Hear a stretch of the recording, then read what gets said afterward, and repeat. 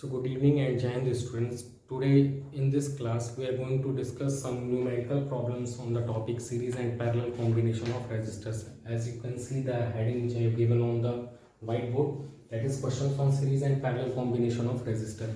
In the previous class which I took day before yesterday, in that we have already explained the concept.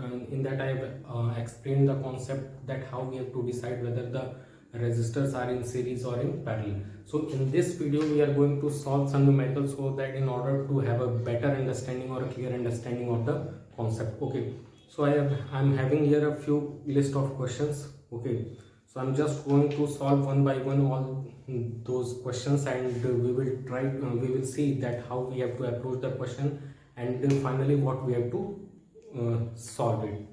Okay, so the very first circuit diagram is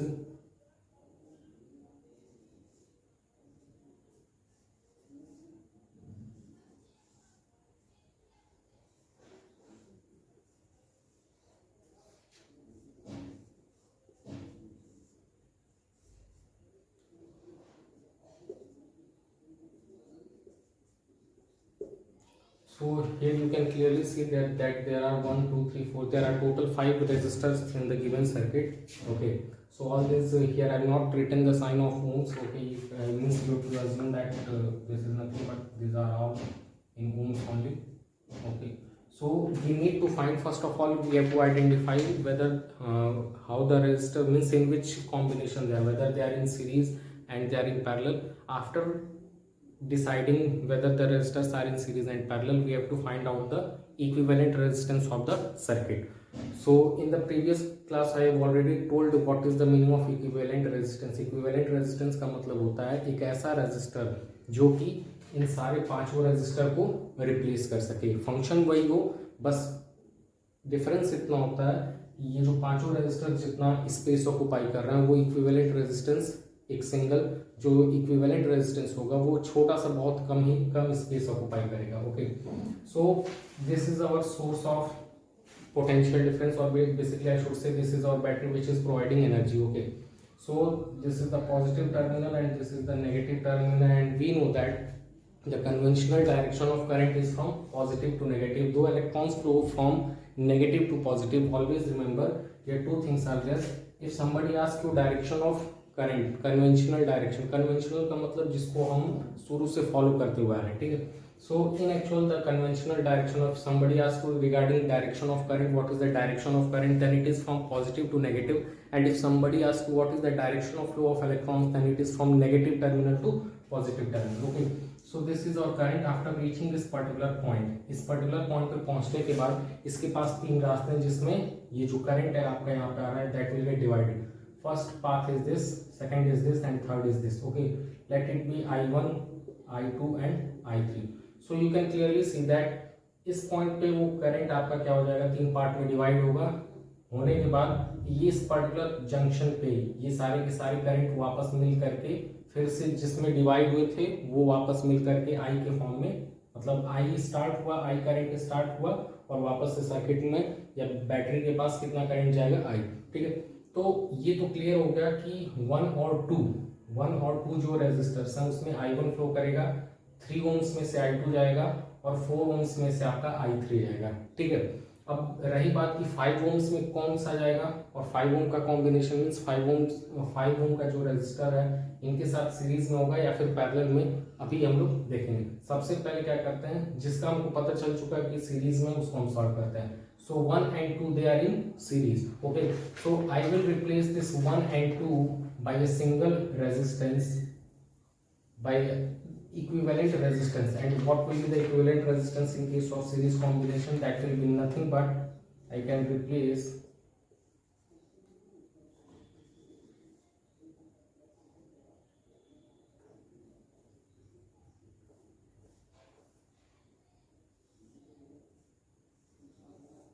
okay, so this is the equivalent resistance of 1 and 2. चूंकि 1 और 2 series में थे इसकी वजह से मैंने उनको replace कर दिया 3 से. अब ये जो 3 ओम का रेजिस्टर है और ये जो 3 ओम का resistor, they are in parallel with each other. Okay, so 3 ohms and this 3 ohms they are in parallel with each other. So first of all we need to solve what is the equivalent resistance of these two. Okay, so formula for parallel combination, and when two resistors are there, that is R1 R2 divided by R1 plus R2. Okay, so 3 into 3 divided by 3 plus 3, that will be nothing but 9 by 6, and this will be 3 by 2. Okay, so I can replace these two 3 ohms resistor by a single resistor whose resistance will be 3 by 2 ohms. Okay, so I'm just going to erase this, and this total will become 3 by 2. Means indirectly उन दोनों को मैंने replace करके एक single resistor से replace किया 3 by 2. अब आपको क्लियरली दिख रहा होगा कि ये जो 3 by 2 ओम का इक्विवेलेंट रेजिस्टेंस आया है, मीन्स इस पूरे तीनों सर्किट को पूरे जो 3 रेजिस्टर्स था उनको रिप्लेस करके ये जो 3 by 2 ओम्स का रेजिस्टर मेरे पास है, इसमें से जो करंट फ्लो करेगा वही करंट 5 ओम से भी फ्लो करेगा. ओके, बिकॉज अब यहाँ पे देखिए एक और चीज की ज्योमेट्रिकल फिगर हमेशा एग्जाम में आपको कंफ्यूज करने के लिए कुछ और देगा, उसको आपको सिंप्लीफाई करना होगा. जैसे कि इसी केस को अभी मैं दोबारा इसका जब मैं सॉल्व करने के बाद आपको दूसरा ज्योमेट्रिकल फिगर ड्रॉ करके दिखाऊंगा, वो ज़्यादा इजी लगेगा आपको. ठीक है, तो ये कैसे पता चलेगा कि हमको रीअरेंज कैसे करना है, तो ये प्रैक्टिस से आएगा. ओके, धीरे धीरे जैसे जैसे आप क्वेश्चन प्रैक्टिस करते जाएंगे वैसे वैसे आपको ये क्लियर होते जाएगा कि आपको रेजिस्टर्स मतलब जो भी गिवन है, मतलब रेजिस्टर्स का जो भी अरेंजमेंट गिवन है वो सीरीज में है या फिर पैरेलल में है. अगर सीरीज पैरेलल में आपको नहीं समझ में आ रहा तो दोबारा शायद रीड्रॉ करने पे, सर्किट को रीड्रॉ करने पे आपको समझ में आ जाए कि वो सीरीज में है या फिर पैरेलल में. देखिए कोई भी टीचर आपको डायरेक्टली नहीं बता सकता, या कोई एक सिंगल फॉर्मूला नहीं है जिससे आप डिसाइड कर सकते हो. बच्चे खोजते हैं कि कोई सिंगल फार्मूला मिल जाए जिससे हम लोग आंख बंद करके ये बता दे कि भाई इसका इक्विवेलेंट रेजिस्टेंस क्या होगा. ठीक है, तो there is nothing, I should say there is no trick और no formula to just find the equivalent resistance in a single way, I should say, और सिंगल वो. ओके, आपको ट्राई करना पड़ेगा. उस ट्राई से मतलब कोशिश करते रहेंगे, कोशिश करते करते धीरे धीरे आपको एक्सपीरियंस से पता चलेगा. उस एक्सपीरियंस से आपको पता चलेगा कि सर्किट को कब रीड्रॉ करना है और जो गिवन रेजिस्टर्स का अरेंजमेंट हो सीरीज में या फिर parallel. Okay, so this 3 by 2 ohm and this 5 ohm both are in series. Okay, so 3 by 2 plus 5, and this will become 2 5 10, that will become 13 by 2. Okay, so I can replace this whole arrangement, means 5 ohm को भी मैं replace कर दे रहा हूँ और 3 by 2 को भी यहाँ पे. अब मैं इन दोनों को रिप्लेस कर सकता हूँ एक सिंगल रेजिस्टर से जिसका वैल्यू कितना है, the value is 13 by 2 ohms. Okay, and at last we are having 4 ohms here. So अब साफ साफ आपको दिख रहा है कि जो भी करंट यहाँ पे होगा वो 13 by 2 और 4 ohms में डिवाइड होगा, यानी कि 13 by 2 और 4 क्या हो जाएगा आपका पैरेलल में हो जाएगा. और पैरेलल के लिए आपको जस्ट मैंने भी फॉर्मूला बताया 13 by 2 into 4 divided by 13 by 2 plus 4. इसको आप सॉल्व करोगे तो you will get 26 divided by 21 into, okay, so you will get 52 upon 21. Calculation हो सकता है कि बाई चांस गलती हो सकता है. Okay, so don't go on calculation आप एक बार क्रॉस चेक कर लीजिएगा.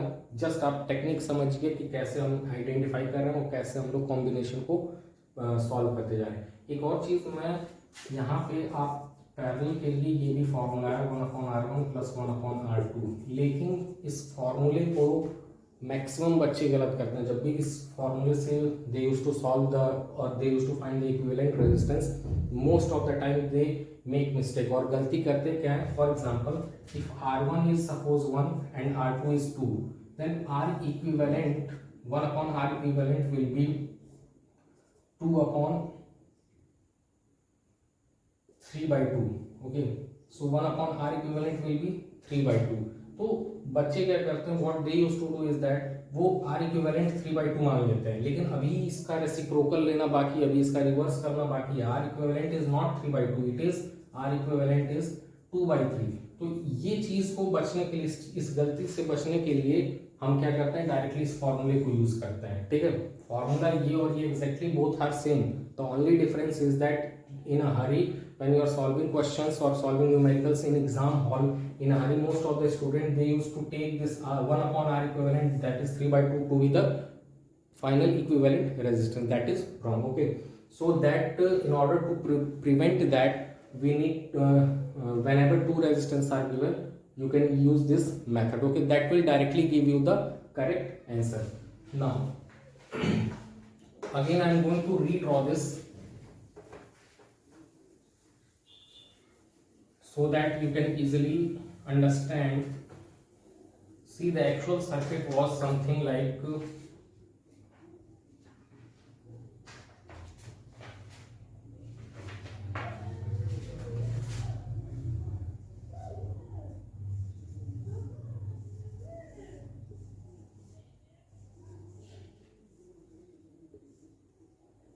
Okay, so 1 2 3 4 and 5। अगर इस सर्किट को मैं दोबारा से रीड्रॉ करता हूँ, इसके ज्योमेट्रिकल फिगर को जस्ट मैं चेंज करूंगा, तो ये कुछ इस तरीके से आपको दिखेगा।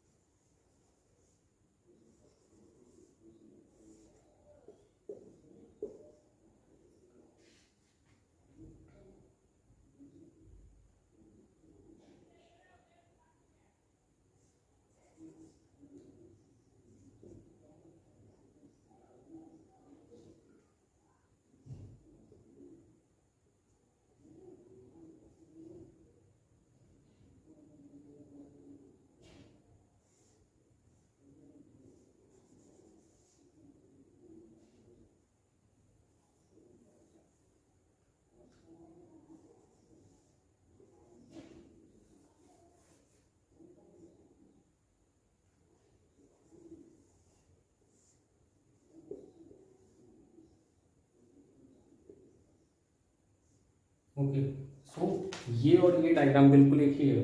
Both the circuit diagram are same, the only thing I have changed is the arrangement. Okay, so here also you can clearly see that 1 and 2 are in series, 1 and 2 are in series. This combination, this series combination of 1 and 2 is in parallel with 3, so here also the same thing is there.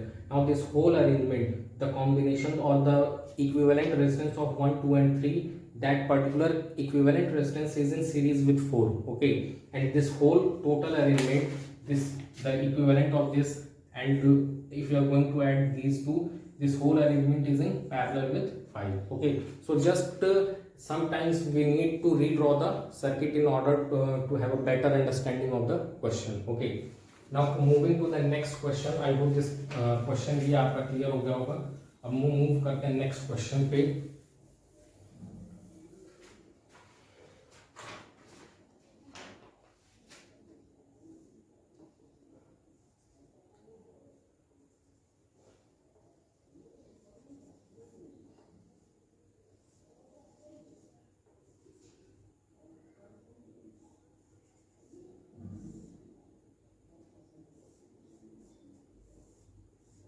So I think this is very easy for all of you. So clearly you can easily identify that whatever current that will come from this battery. Okay, so after reaching this particular junction, it will get divided into two branches. One will go in this way and another is going to be moved in this way. Okay, so 1 and 2, obviously whatever current that will be flowing through this path, means let it be I1 and let this to be I2, and this is the I.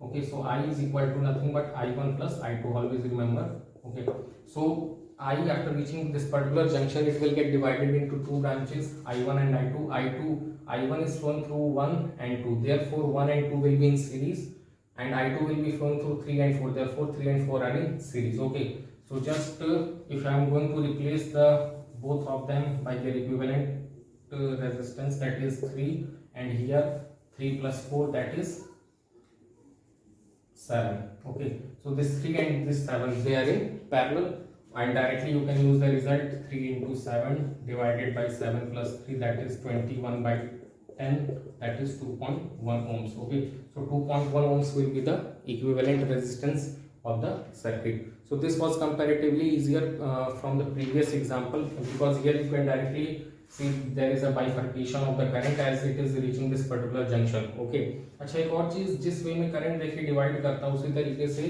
Current इस junction पे आकर के मिल भी जाता है। जैसे आई आपका यहाँ पे I1 I2 में डिवाइड हो रहा है, तो I1 इधर से आएगा, I2 इधर से आएगा, और ये दोनों मिल करके वापस से आएगा। मतलब ये हमेशा याद रखेगा, always keep this point in mind that whatever battery से जो भी करंट आउट हो रहा है, मतलब जो भी करंट निकल रहा है और बैटरी से जो भी करंट, बैटरी में वापस जो करंट जा रहा है, both will be same. Okay, so the total current going outside from the battery and total incoming current, okay, both will be always same. Now moving to the next example, and this is little bit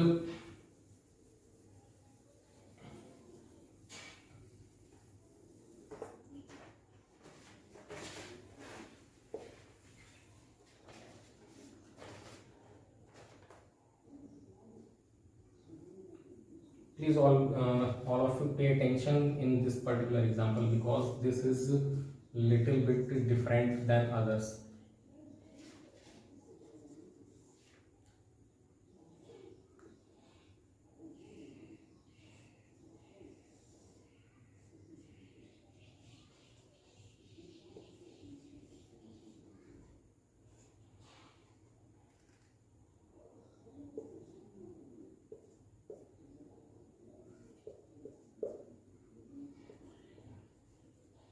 So in this case, this is the circuit. We need to find the equivalent resistance between point A and B. Okay. So in this इस circuit में हमको A और B के cross जो equivalent resistance है वो calculate करना है। ठीक है, तो सबसे पहले तो ये आइडेंटिफाई करते हैं कि रेजिस्टर कौन कौन से सीरीज में और कौन कौन से पैरेलल में। एक और चीज देखिए, इक्विवेलेंट रेजिस्टेंस जब भी आपसे पूछेगा तो कोई जरूरी नहीं कि बार बार सर्किट में बैटरी देगा ही। इनफैक्ट बैटरी के होने ना होने से इक्विवेलेंट रेजिस्टेंस कैलकुलेट करने पे कोई डिफरेंस नहीं पड़ता, until and unless it is placed inside one of the branch of the resistor. Okay, मतलब अगर जो बैटरी है वो रेजिस्टेंस वाले नेटवर्क, मतलब रेजिस्टेंस के जितने भी रेजिस्टर्स वाले ब्रांचेस हैं उसके अलावा कहीं और लगा हुआ है तब तो कोई फर्क नहीं पड़ेगा। अदरवाइज अगर रेजिस्टेंस जहाँ पे भी रेजिस्टर्स लगे हुए हैं उन वायर्स के बीच में अगर बैटरी लगा दिया जाए तो डिफरेंस आ जाएगा। ठीक है, so here A and B we need to find the equivalent resistance between point A and B. So if I am going to redraw this circuit, okay, इस सर्किट को अगर मैं रीड्रॉ करता हूँ तो कुछ इसका डायग्राम, मतलब इस पर्टिकुलर हमें देखिएगा, इस सर्किट को अगर मैं निकाल करके इस तरीके से घुमा देता हूँ, means taking out this particular and rotating it by 180 degree. Okay, so this 4 can be drawn here and this 2 can be drawn here like this, means they will be remove from this particular point and this is your 4 and this is your 2 and this is point A। Just मैंने क्या किया, इस point से rotate करके मैंने point को यहाँ पे टोटल 180 डिग्री रोटेट कर लिया। ठीक है, तो अब सर्किट पहले से काफी इजी लग रहा है और इस पॉइंट बी को मैं इनफैक्ट इस तरीके से भी ड्रॉ कर सकता हूँ। ठीक है, now see, now this is one of the important cases in series and parallel combination of resistor. This circuit, especially this type of circuit is called Wheatstone bridge. This circuit is called Wheatstone bridge। okay, और इसको अगर आप सोचो कि normal तरीके से आप इसका इक्विवेलेंट रेजिस्टेंस कैलकुलेट कर लो, मतलब कि अगर मैं क्लास 10th के लेवल से बता रहा हूँ और क्लास 10th के बच्चे को मैं ये दे दूँ और बोलूँ कि please find out the equivalent resistance of this particular circuit, so he won't be able to find out because there is so much complication। for example, if you take that current is coming to from this direction, okay, so इस junction पे वो divide होगा। ठीक है, after reaching ये जो I1 है और I2 है, ये सपोज करिए that I current was coming and after reaching this particular junction it got divided into I1 and I2। as this I1 reaches to this particular point, again this I1 will get divided into two parts, okay, and this I2 after reaching this particular point, okay, so now it depends whether the potential is high here or potential is high here। if potential means, if suppose in this branch it may happen that I1 may not flow, I2 may flow, means because I2 भी तो आके यहाँ से कुछ इस side जा सकता है और इस साइड जा सकता है, तो ये डिपेंड करता है कि पोटेंशियल हर डिफरेंट पॉइंट्स पे कितना कितना है। ठीक है, so that is not in the syllabus of class 10th. Actually, we need to have knowledge of KCL and KVL, Kirchhoff's voltage law and Kirchhoff's current law. Okay, so that we will study in class 12. But here I am going to tell you shortcut formula that how we have to solve. Basically, see this type of question, this Wheatstone bridge, whenever they will give you, always they will give you balanced Wheatstone bridge. Now, what is the meaning of balanced Wheatstone bridge? See, this, suppose this is R1, this is R2, this is R3, and this is R4. Okay, so these are four resistors, R1, R2, R3 and R4. Now, what is Wheatstone bridge is of two types. First is balanced and second is unbalanced. Okay, so in our syllabus we are going to discuss regarding balance, though it is not there in class 10th also. In class 12th also, if you will study, then there also you are going to study about balanced only. Okay, so what is the meaning of balanced and what is the meaning of unbalanced Wheatstone bridge? Wheatstone bridge क्या होता है? इस circuit का ये जो arrangement है कुछ इस तरीके से, आपको अगर मैं इसको रीड्रॉ करता हूँ, फिर से मैं एक बार दिखा देता हूँ।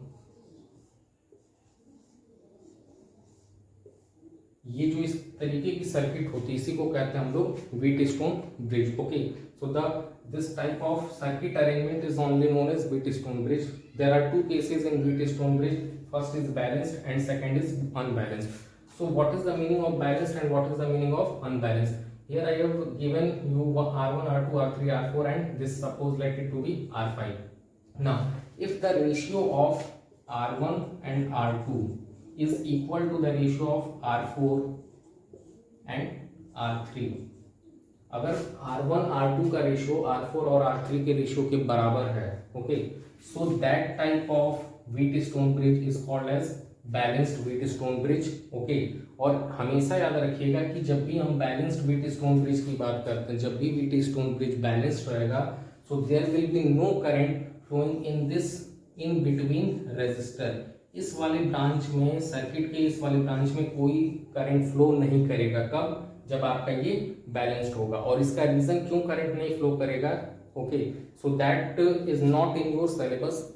क्योंकि वीडियो क्लास 10 के पॉइंट ऑफ व्यू से मैं बना रहा हूँ, तो उसको आपको समझने के लिए केसीएल और केवीएल, ओके, उसका नॉलेज होना जरूरी है, जो कि क्लास 12 के पॉइंट ऑफ व्यू से है. तो इतना बात अभी आप लोग ध्यान रखेंगे कि जब भी Wheatstone bridge, whenever your Wheatstone bridge will be balanced, there will be no current flowing through this in between or this branch. Okay, so in this case, suppose R1, if the ratio of R1 R2 is equal to R4 R3, okay, so there will be no current. मतलब कि ये जो branch मैंने बनाया, जिसको मैंने R5 से indicate किया, इसमें कोई भी करंट फ्लो नहीं करेगा.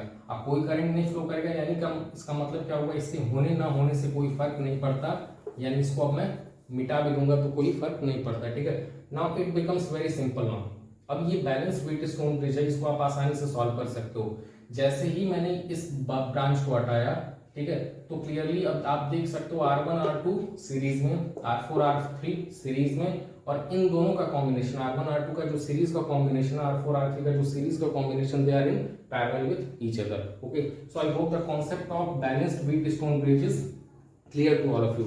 एक और चीज, अगर R1 R2 का रेशियो R4 R3 के बराबर है, तो इसको आप ये भी लिख सकते हो R1 by R4 is equal to R2 by R3. Okay, so चाहे इसका रेशियो इन दोनों के बराबर हो या फिर इन दोनों का रेशियो इन दोनों के बराबर हो, दोनों केसेस में जो Wheatstone bridge होता है उसको क्या कहते हैं हम लोग? Balanced Wheatstone bridge. अनबैलेंस्ड क्या होता है? अनबैलेंस्ड आई होप क्लियर हो गया होगा कि जब ये इक्वल ना हो, जैसा कि इस केस में था.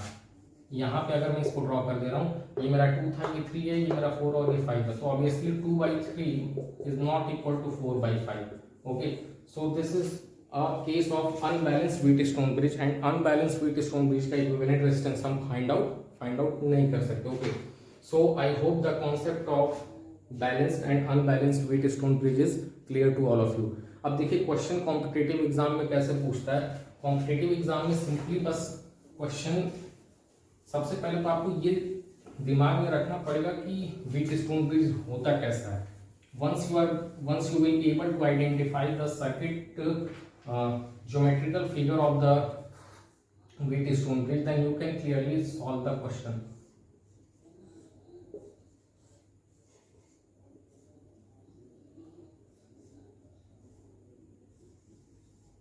Suppose this is 2, this is 4, this is 4 and this is 8 and this is let it to be 10. Now इस केस में आप आसानी से देख सकते हो कि if this is R1, this is R2, this is R3 and this is R4.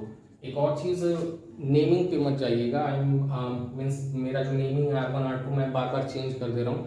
So always keep in mind either condition क्या बैलेंस के लिए, either the ratio of this to this is equal to the ratio of this to this. हो सकता है कि इसको मैं R3 लिख दूं या इसको R3 लिख दूं, तो don't go on naming.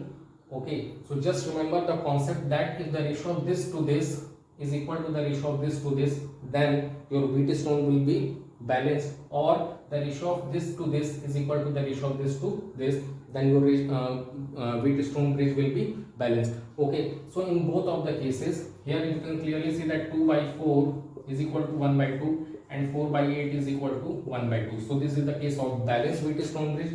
So there will be no current flowing in this branch. Okay, इस ब्रांच में से कोई भी करंट फ्लो नहीं करेगा. जब करंट नहीं फ्लो कर रहा है यानी कि वो सर्किट का पार्ट है ही नहीं. ओके, अगर सर्किट का पार्ट है नहीं तो उसको मैं क्या कर सकता हूँ, रिमूव कर सकता हूँ, क्योंकि उसके होने ना होने से कोई फर्क नहीं पड़ता. देखिए सर्किट का पार्ट होने का मतलब क्या है कि एटलीस्ट कुछ ना कुछ उसमें करंट फ्लो करेगा.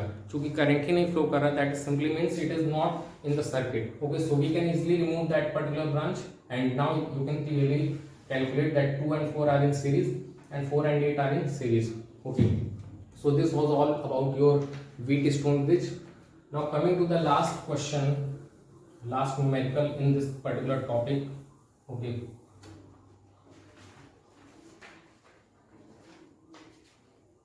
suppose a circuit arrangement is given to you.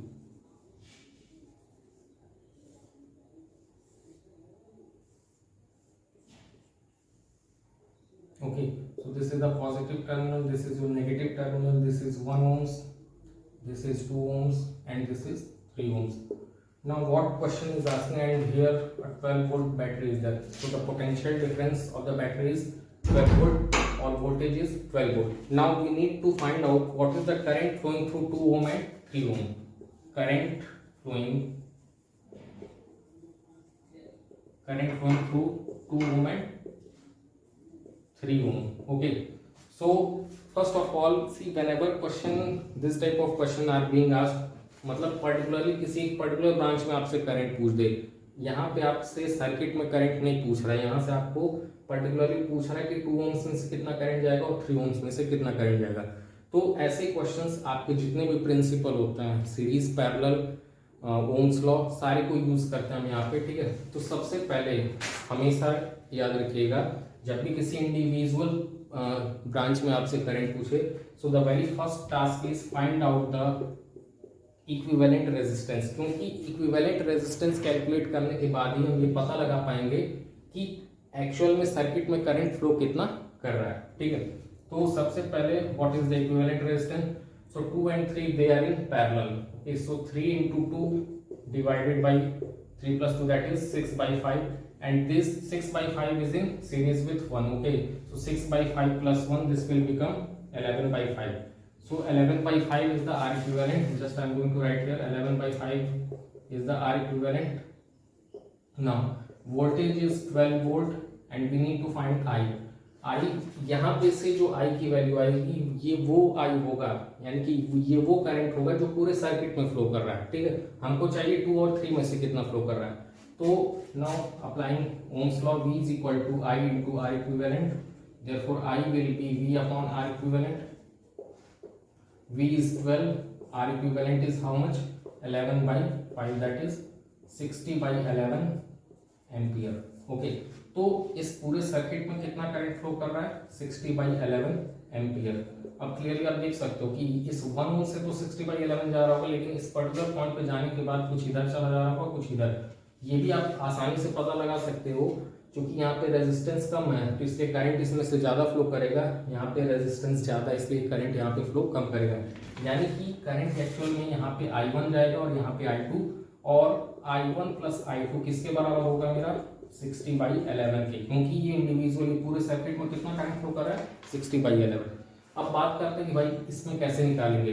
ये तो क्लियर हो गया कि I1 plus I2 is equal to 60/11, मतलब कि इस इक्वेशन को सॉल्व करने के लिए देखिए, whenever you are having two variables then you need at least two equation in order to solve those two variable और linear equation in two variable. Okay, so here I am having single equation but two variables, सो इसको directly तो solve नहीं कर सकते, हमको कुछ और इन्फॉर्मेशन चाहिए। ठीक है, मेरे को इतना पता चल गया कि 1 ओम से कितना करंट फ्लो कर रहा है, 60/11 एम्पियर।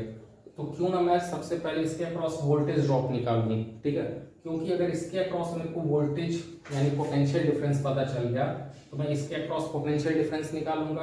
12 में से इसके अक्रॉस जितना पोटेंशियल डिफरेंस होगा उतना माइनस करूंगा तो मेरी को इस पूरे के अक्रॉस पोटेंशियल डिफरेंस मिल जाएगा। Now in applying Ohm's law to this individual 1 ohm, अब यहाँ से मेन पार्ट स्टार्ट हो रहा है, यहाँ पे केयरफुली देखिएगा। मैं इस 1 ओम्स पे इंडिविजुअल मतलब सिर्फ और सिर्फ 1 ओम पे मैं ओम्स लॉ लगाने जा रहा हूँ।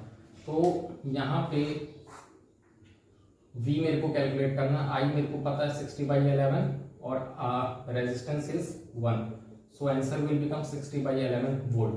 ठीक है, यानी कि इसके अक्रॉस कितना वोल्ट कंज्यूम हो रहा है, 60/11 वोल्ट। ठीक है, तो आपको भी पता है सीरीज कॉम्बिनेशन में ये जो पूरा अरेंजमेंट है, ये 2 और 3 का जो अरेंजमेंट है ये 1 के साथ कैसे that is in series combination. Okay, so we know that in series combination जो इंडिविजुअल वोल्टेज होते हैं, जो इंडिविजुअल के क्रॉस पोटेंशियल डिफरेंस होता है, जब उनको सम करते हैं तो हमको बैटरी का वोल्टेज पता चल जाता है। ठीक है, सो ये V is equal to V1 plus V2। V1 is 60/11. I need to know what is the voltage across this. Okay, so simply minus 12 minus 60/11, मतलब कि इसका प्लस इसका वोल्टेज इसके वोल्टेज के बराबर होगा। ठीक है, मेरे को इसका पता चल गया, इसके अक्रॉस कितना होगा, इस 12 में से इसको मैं सेपरेट कर माइनस करने जा रहा हूँ। Okay, so 12 into 11 we will get 132. Okay, so 12 into 11, let it confirm. Yes, 132 minus 60 divided by 11, and this we will get to 72/11. Okay, सो इस पूरे के अक्रॉस इसके अक्रॉस 60/11 वोल्ट कंज्यूम हो रहा है, तो इस पूरे के अक्रॉस कितना वोल्टेज कंज्यूम हो रहा है, वो कितना है मेरा 72/11 वोल्ट। ठीक है, अब बहुत इंपॉर्टेंट चीज ध्यान में रखना है आपको, 2 और 3 कैसे हैं, पैरेलल में। तो सिंपल सी बात है, जो भी 2 के अक्रॉस वोल्टेज होगा वही 3 के अक्रॉस भी वोल्टेज होगा, बिकॉज पैरेलल कॉम्बिनेशन में वोल्टेज क्या होता है, सेम होता है, और वो वोल्टेज कितना है 72/11। ठीक है, यानी कि 3 ओम्स के अक्रॉस कितना वोल्टेज होगा 72/11, 2 ओम्स के अक्रॉस कितना वोल्टेज होगा 72/11, यानी कि अब हमको 2 ओम्स के अक्रॉस वोल्टेज पता है 72/11 और 3 ओम्स के अक्रॉस पता है 72/11। अब आपको ओम्स लॉ लगाना है। ओम्स लॉ लगाने कैसे लगाना है, आपको वोल्टेज पता है, आपको रेजिस्टेंस पता है, करंट नहीं निकल जाएगा। करंट बिल्कुल इस तरीके से हम आसानी से कैलकुलेट कर सकते हैं, and current will be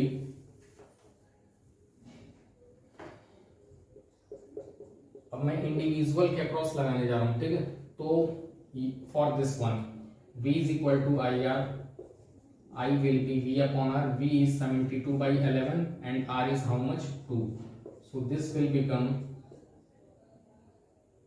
36/11 ampere.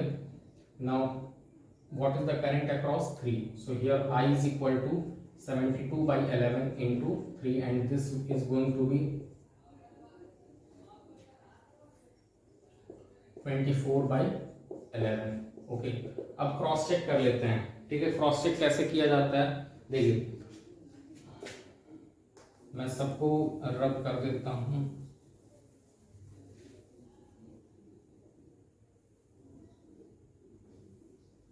ठीक है, तो 2 ओम्स के अक्रॉस करंट कितना है मेरा 36/11 एम्पियर, और इसके अक्रॉस करंट कितना है 24/11। और मैंने देखिए पहले ही बोला था कि 3 ओम से रेजिस्टेंस ज्यादा है, इसके करंट कम होगा, और ये 2 ओम से रेजिस्टेंस कम, इसलिए इस करंट इसमें ज्यादा। सिंपल सी बात है, जिधर रास्ता आसान होगा उधर करंट ज्यादा फ्लो करेगा, and you can clearly see that 36/11 is more than 24/11। Now what is the proof that we have done it to be we have done correctly.